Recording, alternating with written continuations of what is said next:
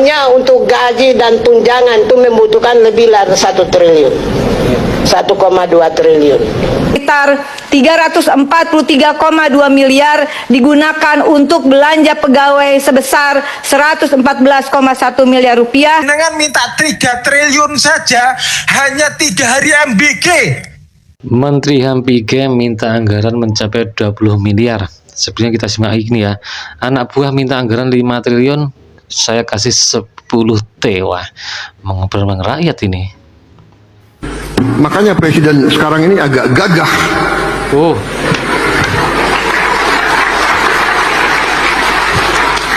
Boleh tanya menteri-menteri dan anak buah saya. Kadang-kadang mereka minta, kami perlu anggaran ini Pak. Berapa kau butuh? Saya butuh 5 T. Saya kasih 10. Bayangkan kapan ada presiden kayak begitu. Hanya untuk gaji dan tunjangan itu membutuhkan lebih dari 1 triliun. 1,2 triliun. Itu untuk gaji dan tunjangan staf. Belum untuk program atau biaya pembangunan. Saya mau membumikan hak asasi manusia di seantero Nusantara. Karena itulah saya targetkan 83.000 kelompok dan saya sudah bentuk tim saya di lapangan 1.007 tim. Satu kelompok atau satu wilayah saja kita kasih 100 juta, maka 8 triliun 300 Pak. Itu untuk sosialisasi di masyarakat lokal dan basis bawah.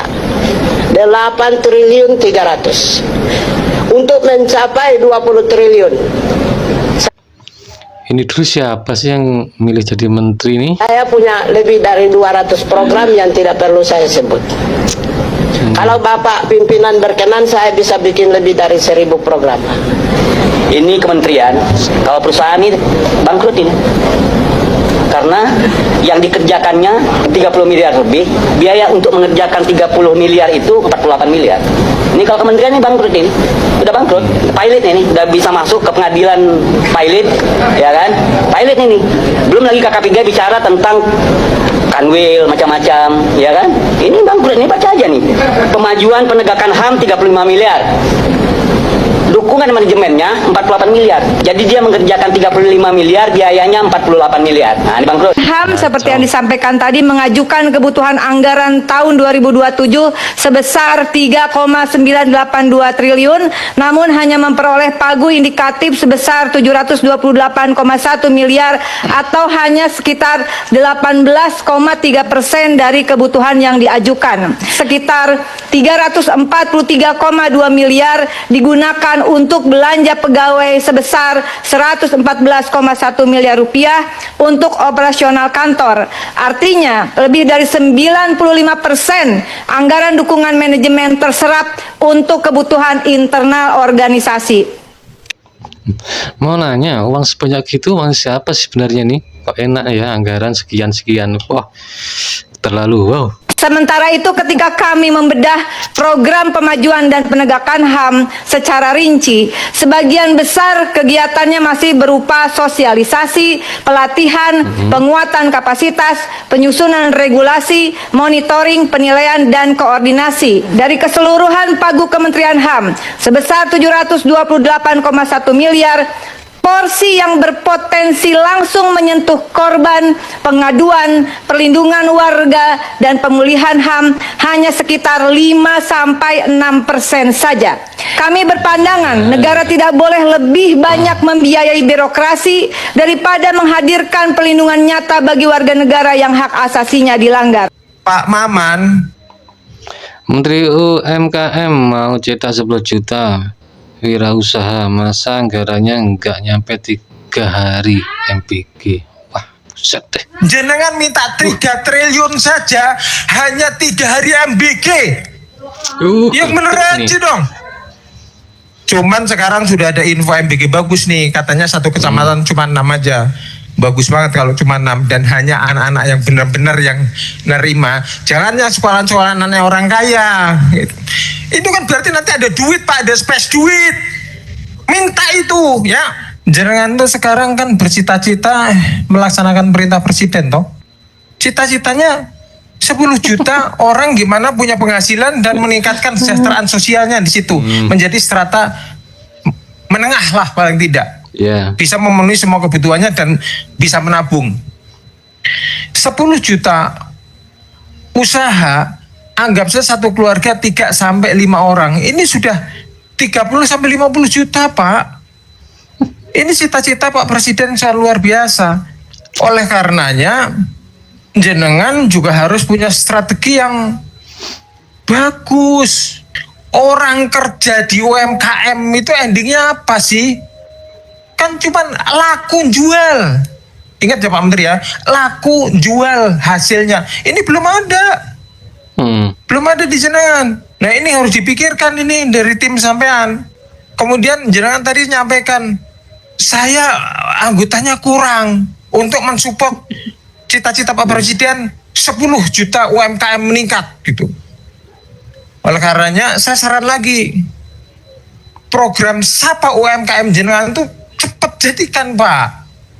Karena tidak ada cara lain untuk menunjang kinerja jenengan cita-cita Pak Presiden kecuali dengan menggunakan digitalisasi massal. Nggak ada. Terakhir Pak, ada jalan pintas nih Pak. Saya sarankan ke jenengan. Kalau jenengan mau dan kalau jenengan berani. Tapi kalau saya harus berani Pak. Caranya bagaimana? Masukkan 10 juta orang ini ke koperasi Desa Merah Putih. Masukkan ke situ, ini jalan pintas. Ini orang nggak tahu diri nih. Si Piga ini nggak tahu diri nih. Dia minta anggaran 4 triliun. Bayangin, setelah dibedah lebih dalam, ternyata mayoritas anggarannya itu digunakan untuk belanja pegawai. Apa itu belanja pegawai? Belanja pegawai itu bahasa manusianya bayar gaji, ya, bayar gaji ASN. Yang ternyata dia juga mengusulkan kalau dia mau bangun kantor baru 12-15 kantor. Dan setelah diperiksa lebih dalam, ternyata cuma 6-7% doang dari total anggaran yang dia minta itu akan dialokasikan kepada para korban hak asasi manusia. Gila. Kan ini Kementerian Hak Asasi Manusia. Masa cuma 6-7% yang memang menyasar mereka-mereka yang seharusnya dinaungi. Dan apa nggak tahu negara kita ini lagi mode survival, rupiahnya babak belur, APBN-nya defisitnya luar biasa. Harusnya Pak Presiden panggil semua kementerian, termasuk nih orang pigai, orang atau enggak ya, bilang kalau rumus untuk bikin negara ini ekonominya membaik itu cuma 3. Antara naikkan pendapatan, which is itu dari pajak, nggak mungkin lah ya, atau pinjam utang lagi, nggak mungkin lah ya. Sekarang dolar Amerika aja kayak gitu, mau bayar bunga dalam mata uang asing, tambah hancur kita. Yang ketiga, potong. Mungkin si Piga ini kepikirannya atau mungkin mencernanya itu potong, yang dia maksud potong itu potong urat malunya. Gila nih orang. Saya ini sejujurnya kalau udah urusan-urusan anggaran saya harus akui saya sangat hati-hati. Karena pada akhirnya pasti yang akan disorot oleh publik pasti ya menterinya gitu. Saya ingat sekali pada saat pembahasan anggaran 2026 saya mungkin yang paling agak anomali dari semua kementerian, karena Kementerian UMKM yang betul-betul tidak ada mengusulkan penambahan anggaran sama sekali. Saya ingin sampaikan kenapa seperti itu. Salah satunya karena memang kita tahu peta politik anggaran secara umum. Yang kedua karena memang kami merasa waktu itu belum sangat siap. Belum sangat siapnya dari apa? Dari sistem. Nah, alhamdulillah 1 bulan yang lalu sistem Sapa UMKM sudah ready. Artinya kami cukup punya kepercayaan dirian bahwa pada saat anggaran ini nanti dinaikkan, pemetaan, mapping, verifikasi, tepat sasaran dan lain sebagainya, kita bisa cukup terbantungan dengan adanya sistem Sapa UMKM. Saya ingat beberapa, ini saya buka sedikit, kutip sedikit, rapat terbatas kami dengan Pak Presiden. Pak Presiden sempat mengusulkan beberapa usulan program Pak Maman, silakan Kementerian UMKM coba dilakukan modernisasi alat-alat terhadap usaha mikro, kecil, dan menengah kita. Saya bilang sampaikan ke Pak Presiden, setuju Pak Presiden, tapi mohon izin kalau memang berkenan nanti kita usulkan di 2027 pasca sistem sapa UMKM kita sudah terbangun.